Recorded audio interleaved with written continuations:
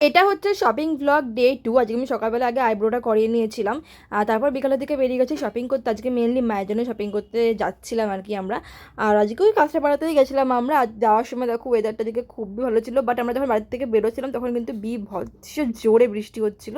আমরা বৃষ্টির মধ্যেই বেরিয়েছিলাম। আজকে পুজোর সময় কিন্তু মা প্রতিবারই শাড়ি নেয় বিমল থেকে, বাট এবার ওই ফেসবুকে দেখে দেখে বললো জোয়ারদারে যাবে, তাই জন্য গেলাম এবার জোয়ারদারে। আমাদের কাঁচরাপাড়া এটা নতুন খুলেছে আউটলেট একটা।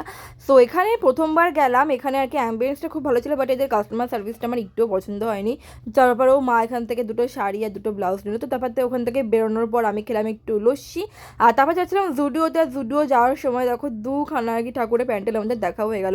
মানে আমরা শপিং করতে বেরিয়ে লিটারালি প্যান্ডেল দেখি। যখন জুডিওতে এসেছিলাম ফুটওয়্যারগুলো আমার খুব ভালো লেগেছিলো, তাই জন্য ভাবলাম এখান থেকে একটা ফুটওয়্যার নিয়েই নিই।